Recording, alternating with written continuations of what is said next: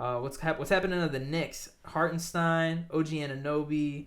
Bro, we have somebody named Charlie Brown Jr. I didn't know that.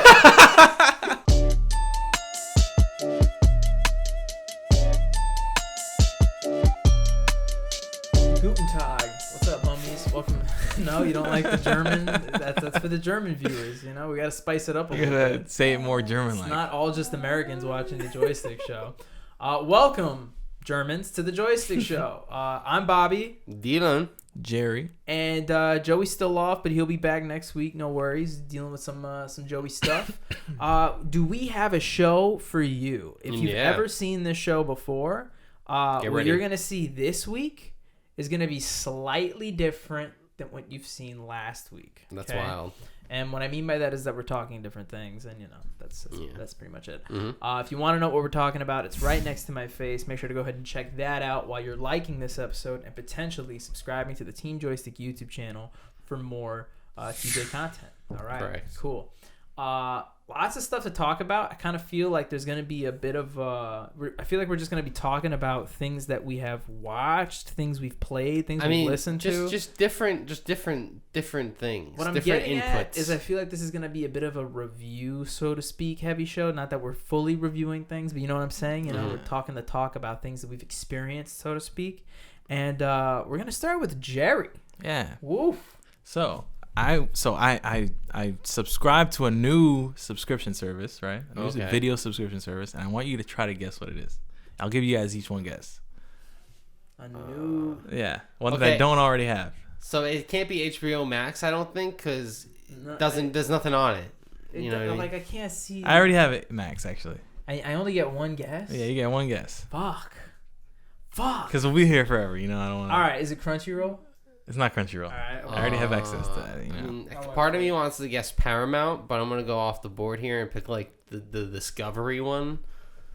That's a good choice. I should probably check the that. one with all like the reality stuff and it has all like National Geographic and History Channel has all those on it. Nah. Okay. But the one that I picked was UFC Fight Pass. Oh. Yeah. Okay. So I've been watching just like a bunch of fights. And I gave Jose, and I see I just go through my history, and I see he's been watching, and I'm like, all right, those are probably the best fights, right? Or the most violent. Mm-hmm. So I just started watching a bunch of the fights to get into it, right? Because I feel like most people have watched at least one, or most guys have watched a few of them, right? Yeah. But not a fighter's whole catalog or something like that. Yeah. So I've been trying to do that first. So I'm starting with an easy one, start with John Jones. Okay. And then go I just watched the 2 fights with DC, Daniel Cormier. Okay. I was like, fuck, this is a weird fight because Daniel Cormier is a small. Yeah, he's a huge. Their reach difference is it was a full foot of reach difference. I mean, imagine a lanky dude versus a 6'4" fucking Geo dude, literally this little fucking. But Tyler won, but a UFC fight. Okay, gotcha. Yeah. But I wanted to at least highlight. So there was one really. The bloodiest fight I have seen in the UFC was what was it?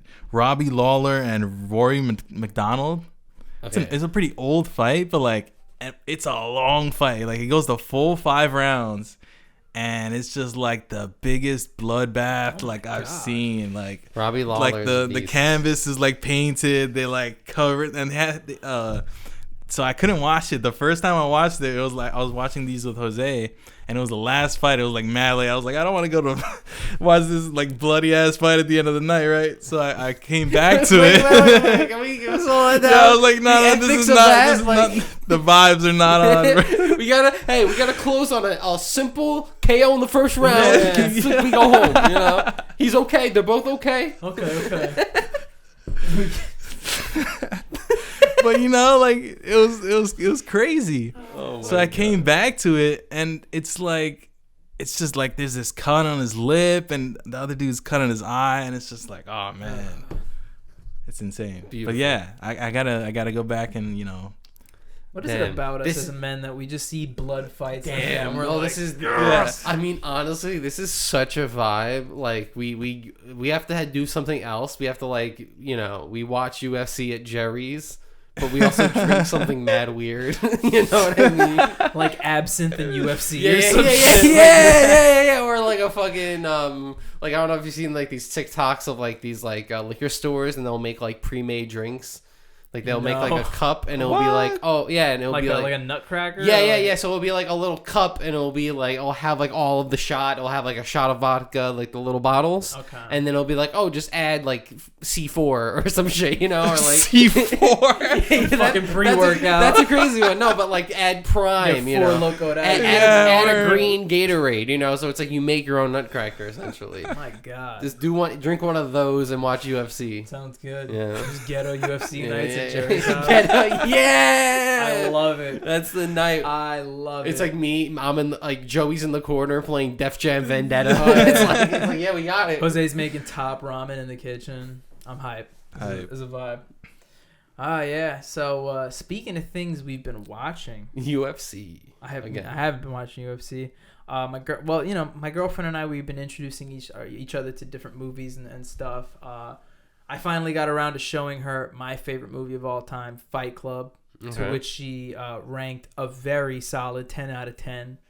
She said it was Brad Pitt's greatest performance. Imagine she was just like, boom. That's what I appreciate about her. 'Cause seeing as how she's a filmmaker herself, she gives like really like, fair reviews about things. So for her to that was like the first thing we've talked about or seen together that she gave a 10 out of 10. So I was very honored that it was Fight Club. I was like, yes. And also it was just really cool to watch the movie again because it has been a while since I've sat down and watched my favorite movie. She also showed me her favorite movie. It's the first time I ever saw it, When Harry Met Sally. Great film. Absolutely loved it. I gave it a 9 out of 10 as well. Who's in that? It's an old film. It's 80s from the movie. 80s movie. It's with Billy Crystal and Meg Ryan. It's Mike Wazowski, that guy. But in real life, he has 2 eyes. No. It's like the one-eyed guy in real life. In real life. The one-eyed guy with 2 eyes. So no, he's Harry. In his head, Billy Crystal has 1 eye in his head. No, okay, that's great.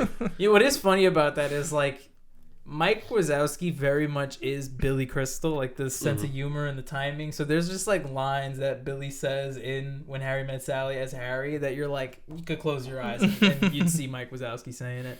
But I liked it. I thought it was a really great rom-com, really well done. A lot of cool film stuff that's kind of like ahead of its time in terms of like cool ideas of editing techniques and blah, blah, blah. But I gave that a 9 out of 10.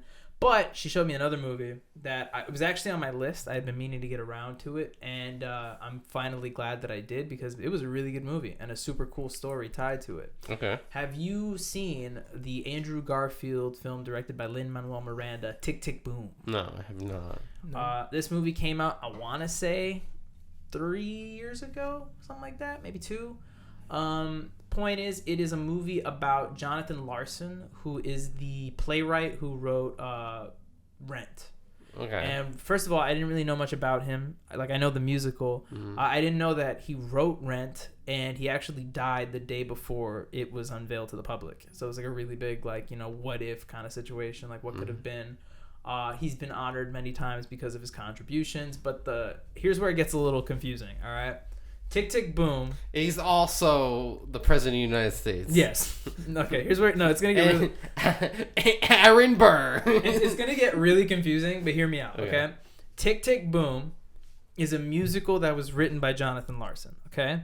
The musical is about himself writing another musical, his first musical that took 8 years to write, I think it's called Suburbia, something like that. Oh, okay. Suburbia. So it's like meta. Okay, a little meta. We're already meta. So the movie, directed by Lin-Manuel Miranda, kind of intercuts a real stage performance of Tick, Tick, Boom, which is, Andrew Garfield playing the guy with like a piano and like, musical people just telling the story. Okay. And then that gets intercut with like footage of what, Lin-Manuel Miranda interprets as being, what happened during that time period. Okay. So if it makes sense, we're watching Tick, Tick, Boom with the events of what's actually happening when he's writing his first musical. Yeah. And it gets confusing because there's like moments where he's like, I have to write the next song, but he's not writing the next song for Tick, Tick, Boom. He's writing the next song for Suburbia, Broadway musical. Mm-hmm.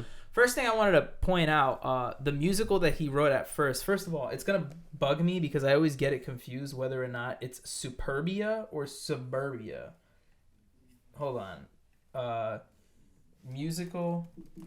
Okay, that's a great sound. Where's the notes, Bobby? You don't got the notes? It is Superbia. Okay, just want to make sure that I'm not Superbia. Okay. Yeah. The reason I bring it up is because one thing I found really interesting right off the gates is that apparently what this musical is about, and keep in mind he wrote this in like the 80s heading into the 90s, is it's a musical about like the dystopian future where people watch famous people on their phones. And it's like this whole like credit system or whatever, but they just watch like famous people live on their phones or some shit like that. And it was a little bit telling, of course, for like, you know, what's going on nowadays. And apparently there's talks that they might even bring it onto Broadway in coming years. But anyway, just wanted to throw that out there because I thought it was cool. The movie itself, really, really well done. Fantastic. Usually when I go into musical films, I'm like, yeah, we'll give it a shot. But this one is pretty like, it's very different. It doesn't feel that much like a musical. The songs are very progressive. There's even some songs that are just like done a cappella with no music, where they just like playing on their like knees. It's just pretty cool. It doesn't feel like you're watching a Broadway musical on. It's not like grandiose. Yeah. You're saying. And then another cool thing to mention is like, I didn't know anything about this guy or the story, but his life is very much like the bohemian life back then. So you can see very well like where he got all of the references for Rent to write that. It just makes total sense because he literally lived that life. But the last thing I wanted to mention before I get to like my rating, so to speak, is first of all, Andrew Garfield's best performance that I've ever seen. He's fantastic in this movie. But to further that, I just thought it was really badass that this real life guy, Jonathan Larson, may he rest in peace. The movie ends, sorry to spoil it, he's trying to sell that first musical that he wrote, Superbia, but nobody really wants to buy it because the whole thing is people acknowledge that he's talented, but they want him to write the next thing. They're like, we want to see what your next musical is going to be. So he just decides to write Tick, Tick, Boom, which I already said is basically the story of how he wrote Superbia. So I just find it really boss how he was just kind of able to be like, oh, you want me to write the next musical? I'll just write a musical about how I wrote the first musical. And then that's what fucking blew up. Like, I was like, okay, that's fucking fire. That's sick. So all in all, not actually that big of a fan of Lin-Manuel Miranda, but I did mention I think he's his best when he's directing. And I gave it a fat 9 out of 10. It's a great fucking movie, and I highly recommend. Shout outs to Tick, Tick, Boom. There's no bombs. Sorry to... There's no. It's kind of misleading. There's no babies. I thought there'd be one bomb. There's no Mark Wahlberg.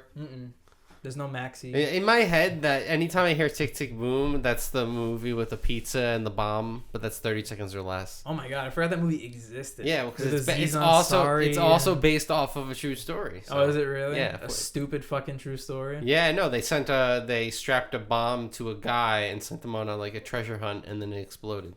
Not a treasure hunt, but like gave him to rob a bank. Yeah, rob a bank. You have this note, tell him this way. You have a gun, blah blah blah, and they didn't catch the guy. Yeah.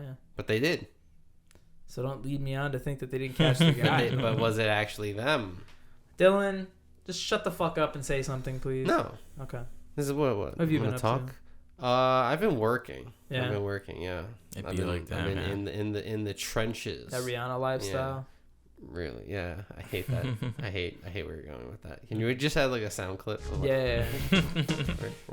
Yeah. I've been trying to really jam sports into my life, and I'm unable to.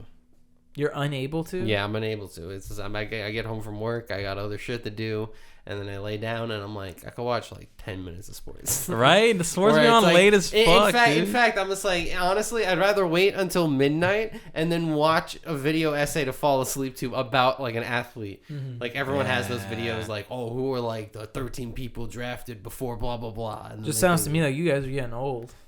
Me and Jerry are just in the mines all day. Yeah, we're in the basement of this basement. You guys don't get to wake up at 10 o'clock every day like I do. That was the life. I did that for a couple of years. Oh, that's my life. It's fantastic. I love it. Once you get to like 11 on like a weekday, you're just like, shit, dude. And the thing is too about my work schedule is that it's just kind of like they pick the days. So it'll be like next week I'm working for like many days in a row, and then I'm off for like 4 straight days. I'm like, cool, but like, why why we do it this way? I do have a big announcement though. Yeah. Your man's a world traveler, right? Recently, I've gone to Puerto Rico. You did. I'm now going to a beautiful, beautiful location this summer. This summer. Some people might know of it as the number one place in the world. China?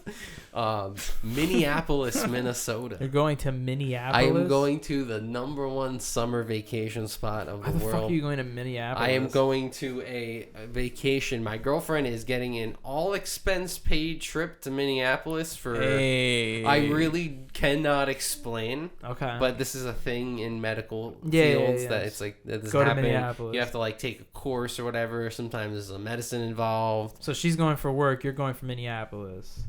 Look, the idea of that, like, we're gonna spend most of the trip together, and then she just has to take a class for one of the days. Yeah. So it's literally going to be me, like, I'm just going to Prince's house.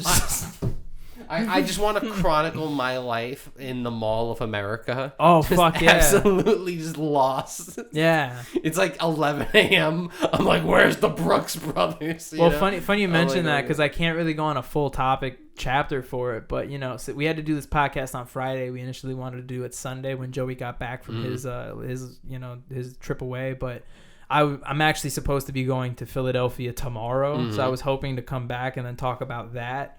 But, like, you just kind of rang that into my head. So, you know, here's what I did in Philadelphia. There you go.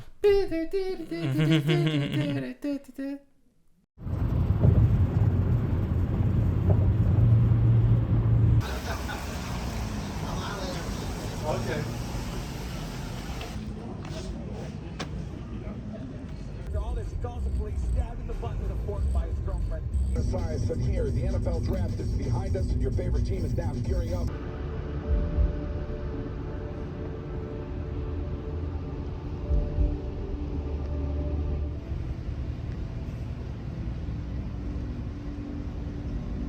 That's a mart right there.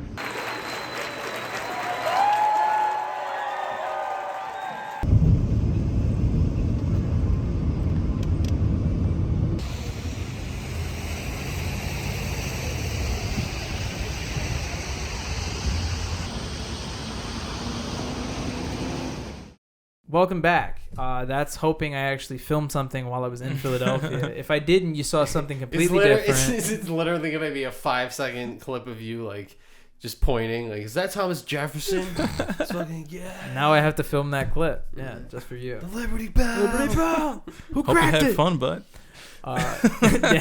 No, you're supposed to say, how was it? It was great. All right. Awesome. So Minneapolis in the Mall of America. Yeah, so I mean, you know, it was very much like a let's find stuff to do in Minneapolis. I mean, hey, most cities, there's shit to do. I feel like I want to make a tier of all of, like, the mid cities. You know what I mean? Yeah. Like, you know, to name a few, like Minneapolis, St. Louis. Even, like, I'd even put Phoenix is pretty big, but I put Phoenix in there. Yeah. Just, like, cities that are, like, they're huge, so there's a lot to do. But, like, do you want to be there?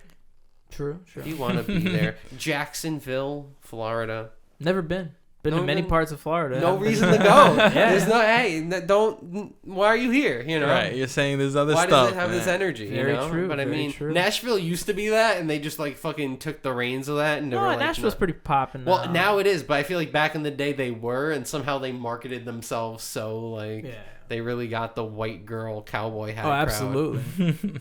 Absolutely. They know their demo. Yeah, they found out what brunch was. They're like, fucking print the money. That's us. We're brunch state. We're brunch. The brunch city. Brunch capital of America. It's a fired label. Oh, I mean, It is. I feel like it's that and like Atlanta, Georgia. I mean, it's better than honk tonk, you know, like fucking true. that kind of energy. Baltimore. Yeah. Man, I don't want to go off on a tangent, but they just showed JJ Redick behind you. Mm-hmm. And I mentioned earlier in our group chat that JJ Redick and LeBron James now have a podcast. Yep. You know, hey, I think that there should be a segment on this podcast where we talk about other podcasts. And that is a good one to start because basketball podcasts are the best because, like... Now imagine a basketball podcast with LeBron James and JJ Redick. Yeah, because there's already one with, like, Jalen Brunson and Josh Hart and shit like that. And that one's just funny. Yeah, that was I have to hysterical. actually watch that one. That's hysterical. They had Action Bronson on. It was, like, the best. Oh, I would have seen that. Yeah. Did you see the fucking clip, the video I put in the chat of Fat Joe after he dapped out Joel Embiid? No. He's like, I just dapped Joel Embiid, right? They told me how I smell my hand after, and it stink. Like, you know, like, what's up with that? You know, my hands smell after I dap Embiid up. What's up? You know, it's a little weird. I don't know. And then all the comments are like, why you smelling your hand, Fat Joe? Like, who the fuck dap somebody else? That's a really good point. Fat Joe for years has been dapping people up and like he daps a 50 Cent and he's like, this is beautiful. That's how he judges people. Ah, shit. But yeah, that's a good tangent, right? His dap smells weird. To tangent that into the we mentioned before the podcast started that I had a list of free agents for the NBA, team by team lists for 2024 and 2025. Dylan, do you know the difference between like free agents, like, you know, restricted, player option, team option? Yes. Can you explain that? Yes. Team option. The team decides if they want to keep the player or not. Got you. Player options, the other way around. The player has the power. They could be like, I want to stay another year, or they could leave and make more money. Yeah. There's a certain point that they have to pick one or the other. Gotcha. What's restricted? Restricted free agent is that you haven't reached enough years in the league yet to qualify for free agency. Gotcha. Restricted free agent basically means that if the team puts a claim on you, then they're your property. If they leave you unclaimed, then you can be picked up by any team. You become unrestricted. Gotcha. And then UFA is just your open. Cool. Mm-hmm. So Thank it's you really for answering that because I was going to ask about that before. Absolutely. So really, it's like the player and team options that are the most juicy, right? Yeah, of course, because they hold all the power most of the time. Okay, good to know. Good to know. Fucking, let's see what we've got here. I mean, Jason Tatum is probably one of the most interesting ones on the list. He is player option for next year, 2025. So I'm very interested to see where he goes. I mean, that whole team, it doesn't necessarily say, but Al Horford, Derek White, you know, interesting to say. The Brooklyn Nets, Nick Claxton, Dennis Smith Jr., Lonnie Walker IV, and then next year, Ben Simmons, Dorian Finney-Smith, Cam Thomas, Dennis Schroeder. So we'll see. I have no idea what's going to happen there. A lot of people. I'm just looking for the big names, you know. DeMar DeRozan this year. Fucking Alex Caruso next year. Tristan Thompson, Marcus Morris Sr., since we just watched the Cavs game, by the way, Magic won that. Donovan Mitchell, that's the big one, too. We were just talking about how he's probably going to be making his way over to New York on one of those teams. It's beautiful. Fucking Kyrie Irving, player option next year. That's going to be really I feel like you'll accept that depending on how they do. Yeah, I think if he's smart, he's going to keep wanting to play with Luka. I think Luka's one of the best people in the league, so to speak. I mean, this series will tell, yeah. Aaron Gordon next year and Jamal Murray. So Nuggets could be very, very different. The Pistons, but who the fuck cares about the Pistons? Yeah, exactly. Klay Thompson this year, Chris Paul next year. Oh, does it say if they're what their option is? For Klay, it is they don't say. For Chris Paul, they don't say. Damn, I want to see for Klay. Yeah. Klay. This team option, man. Yeah. Like Klay can just fucking leave, bro. That's funny. No one wants to. Pacers, interesting. Pascal Siakam, Jalen Smith, Obi Toppin, T.J. McConnell, Miles Turner. That's right. A lot of their team is. I mentioned earlier, like everyone on the Clippers minus Kawhi Leonard, Paul George, James Harden, Russell Westbrook, P.J. Tucker, fucking literally everybody. Zubac. LeBron James player option this year. LeBronathan. So that's gonna be fun to watch. LeBron will join us in the. You think LeBron's gonna be with the Lakers next season? I don't think so. I don't know. Probably not. I mean, it's a big factor is Bronny, right? Like that's really big. He's in the draft this year, so I mean, There's something there. Dylan said the other day that he has to. It'd be hype if he does the whole like hour-long press conference like he did when he left. Yeah, I mean, the Cavs. it was so ridiculous when he did it. So I don't know. Maybe I don't think he will, but You're talking about ridiculous. That shit was hype. it was Bobby. It was an hour-long special on hype. ESPN. It was hype, is what it was. For LeBron to just say what team he's going to sign. Yeah, and there was like voting options, bro. There was a poll. I was a part of that poll, man. Even though like for like a day and a half, like Woj and Yeah. everyone broke it. They're like, yeah, he's going to the I was part of the 9% that voted Knicks. Okay. Being LeBron has to be annoying, man. Like right after he lost, they were like, "What are you gonna do? What are you gonna do, huh? You gonna leave the Lakers? He's like, I'm gonna eat a fucking He's taco. like, yeah, and basically. handle this next week. Like, the Jimmy fuck? Butler next year. Chris Middleton next year. Jose Alvarado. All right, that's I mean, I'm just shouting them out because Queens. Queens, Gotta rep it. What's happening to the Knicks? Hartenstein, OG Anunoby. Bro, we have somebody named Charlie Brown Jr. I didn't know that. I didn't know we had Charlie Brown Jr. Holy bro, point guard Peppermint Patty, bro. Yeah. You don't know? You don't know about that? And then two very interesting player option free agents next year for the Knicks: Jalen Brunson and Julius Randle. Mm-hmm. So very interested to see what'll be happening there. If the Knicks are smart, they will offer a lot of money to Jalen Brunson. Yeah, I think Brunson and Anunoby stay, right?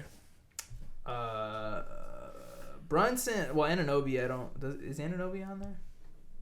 Did I say him? Yeah, he is a player option for this year. I don't know about Anunoby. Brunson definitely stays. 100%. 100%. He is the team. Everybody on the Sixers except for Embiid. Literally. Fucking. Who's on the Suns that's a free agent? Everyone else except for the big three. Yeah, pretty much. Yeah. Pretty much. They are fucked. Yeah. How many more years do they have before one of them goes to free agent status? Do you know?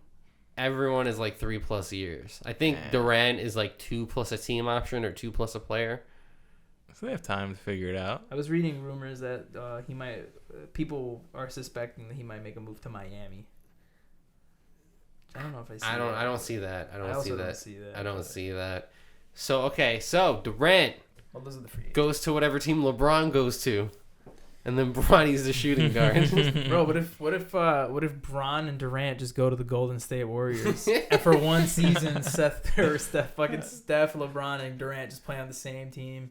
What if they lost in the first round? They would. They 100% would. LeBron would throw one of those amazing temper tantrums. Yo, oh man, I loved that where he was jumping up and down. Bro, it's crazy. I love it. He was so passionate, bro. It was so passionate. I loved it. Challenge it. Challenge. He was right. When you saw that replay, it was so blatantly he didn't touch that ball at all. Oh man! And then the fucking the ham news comes out today. Where he's like fucking like glaring at. Oh my god! LeBron really is in the fucking NBA Illuminati. He's at the head of the table. It's like him, Adam Silver, fucking Ernie Johnson, and who's the fourth member of the NBA Illuminati? Oh, it has to be Draymond. No. I want to say Jordan, but I feel like it's like Jordan. Oh. Like his team sucked for so many years, you know. And Adam Sandler. Adam He's on there Sandler. somewhere. He's just Yakaboo. You know, that's what he brings. Yakaboo. Yakaboo. That's my best Adam Sandler impression. It's not. Yakaboo. I'm pretty sure you have a better. I just sound like I'm from Star Wars. I don't know. You sound like a baby. What do you mean? Yakaboo. Terrible. I have another thing that I wanted to review. Another thing that I was doing And talking. Doing? that I want to review. It's Okay. been a while since any of us reviewed a video game. Ooh. On the Joystick show, a name that's sort of named, for video games, so to speak. Yeah, but like, yeah. It's just the fucking name, okay? But you see where it comes from, all right? We have to explain that sometimes. Point is, I've been playing a game that I have had such a fucking ball with. I actually beat it recently, so I can actually talk about it in full. I just haven't platinumed it yet. That's on the list. And that is Ghostrunner 2. Okay. To give some context, Ghostrunner 2 actually came out 2 weeks after Spider-Man 2 came out in October. and I bought it and I downloaded it back then, but I haven't played it until now for no particular reason. I don't know why. You just weren't ready for it. What I get, yeah, it wasn't really. Your body needed to prepare. Finally, I had some free time. I was like, you know what, we're gonna get into this. Played the first level and proceeded to play like 16 straight hours.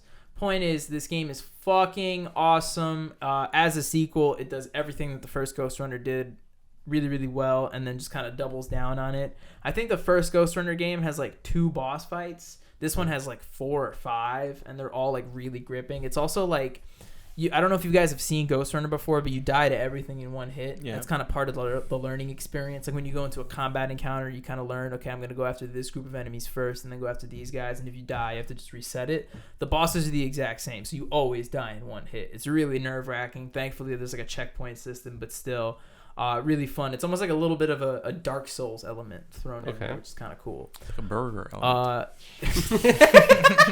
You can't just do that, Jerry.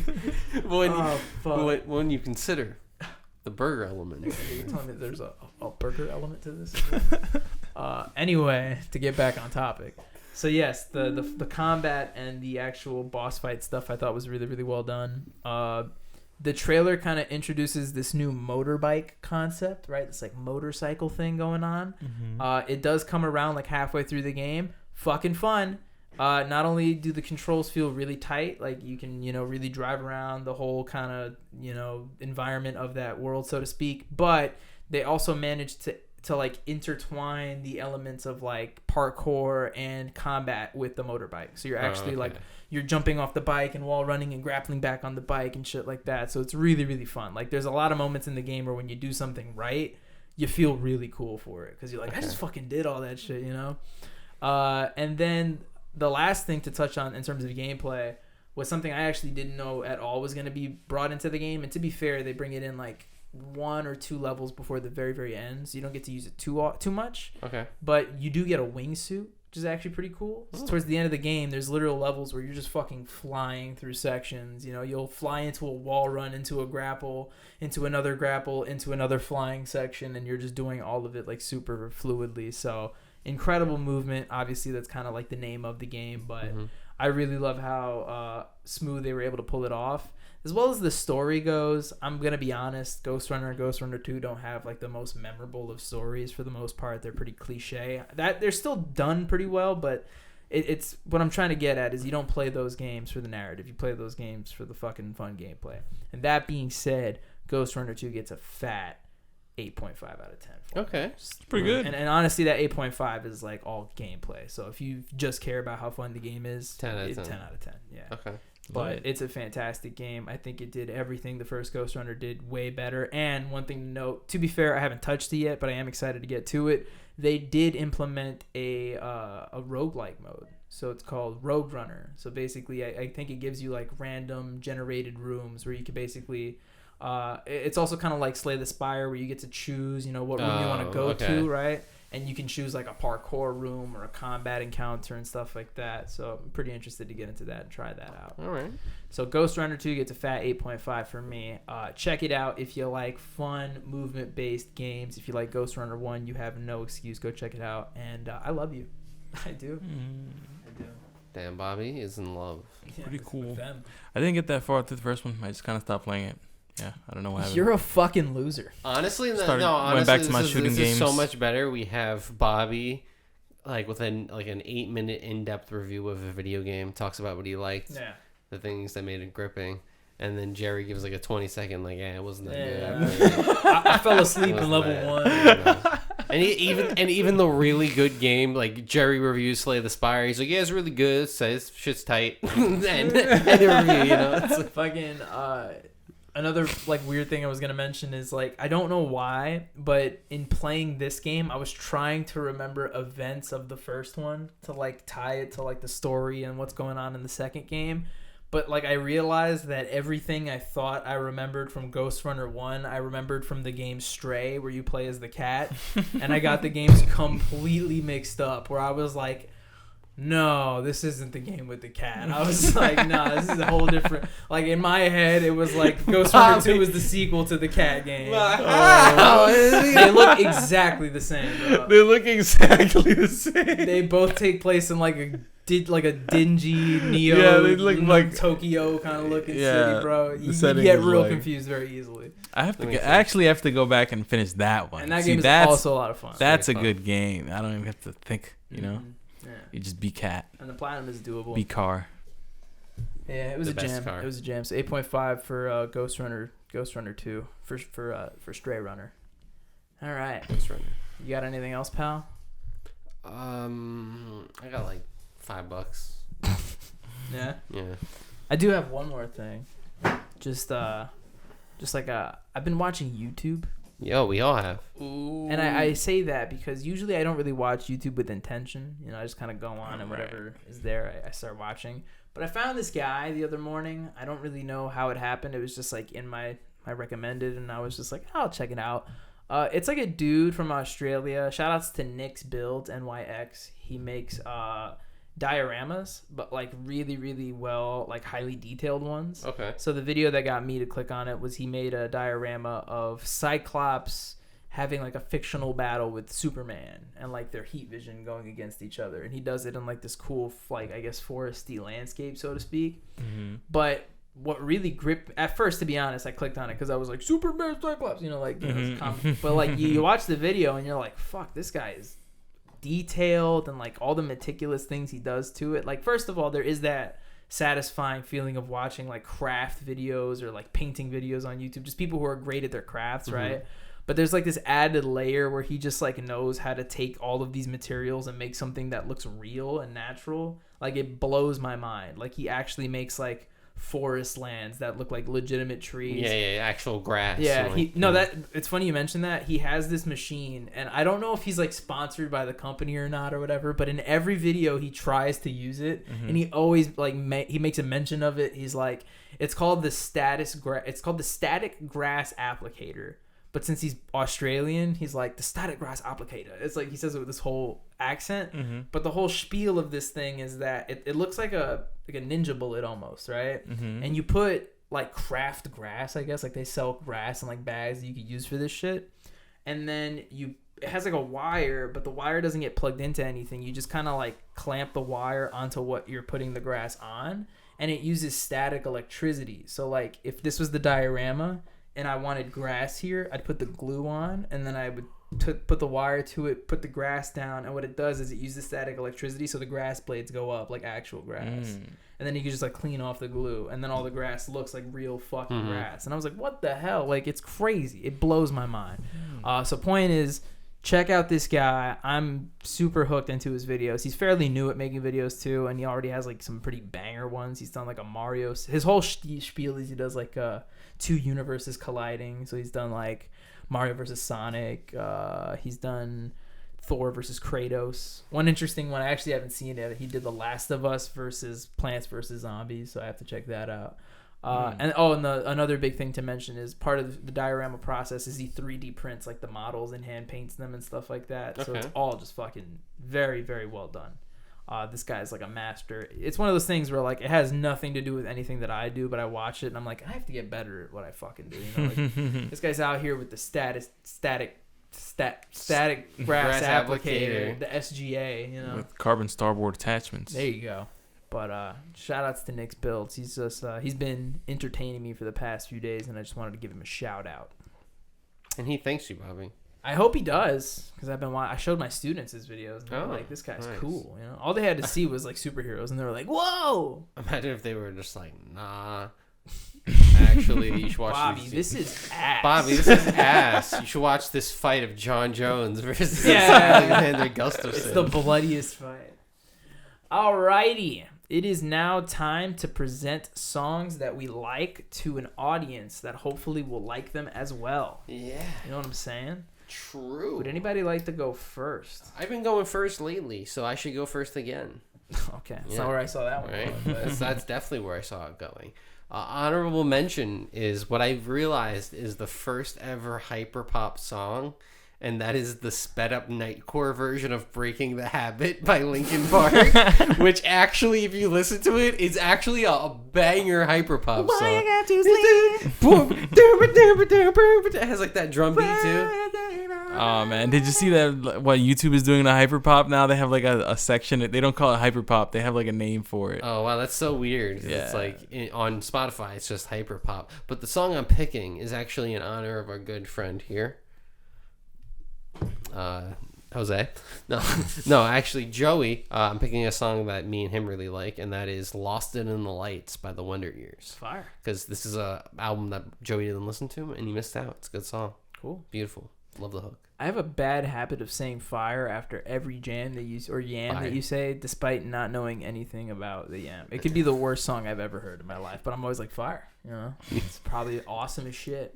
To be fair, every time I edit this and I hear it again, I play it, and half the time I'm like, it's going on the jams. Yeah, half the time it's good. Same with yours. My jam of the week is going to go to a song by a gentleman who many people are claiming to be one of the more talented acts in the music industry, these days. Somebody I showed you a YouTube clip of earlier, and that is Fred Again. Oh, yes. ... Love Fred Again. Fred's and good. I'd like to shout out his song 10 featuring Jozzy and Legxacy. So shout outs to that banger of a song. Bubba banger. I'm gonna be taking it back to an album that Bobby has I think he has a jam on this. Oh shit. He has a tattoo of. His banger on this is Rave on You. Ooh. But mine is Ooh. Some Kind of Game. Ah, Yeah. some kind of game, some kind of game. Yeah, it's Against All Logic's 2012 to 2017 album. I think the only two songs I have on that album are Rave on You and Flash in the Pan. But either way, You have like the two like Plunderphonics ones. Yeah. And those are good. Yeah. it just jams. You turn off your brain and listen to There's sounds. a lot of bangers on there. Oh, that album is fucking amazing. That guy in general is just like a... Have you guys listened to like his amazing. actual like Nicholas Jar, like his music? No, actually, I have to do It's that. Yeah. so weird. It's like it's like experiment. It's like avant-garde. There's like a lot of whispering, but it's still EDM. It's like weird. Yeah. He is that, and he is he's in a duo also. Oh, yeah. I didn't know that. Mm-hmm. He also has some Spanish music too, because he's Chilean, I think. Interesting. Yeah. Well, what's up, fam? Thanks I'm also Chilean. Thanks, he's Chilean.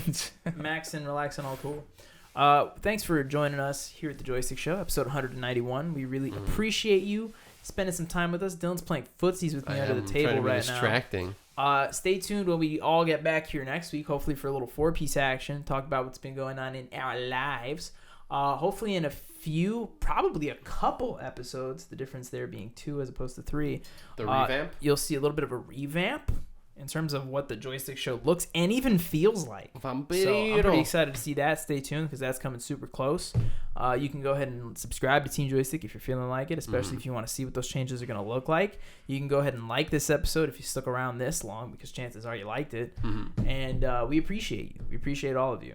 And before we leave, Dylan has this whole pre-planned ending. He told me about it before the episode. He was like, Bobby, when we get to the ending of the episode, let me handle it, because it's going to be the funniest thing that we've done in a really long time. So there you go, Bow. Go ahead. Booty hole. Oh, got me.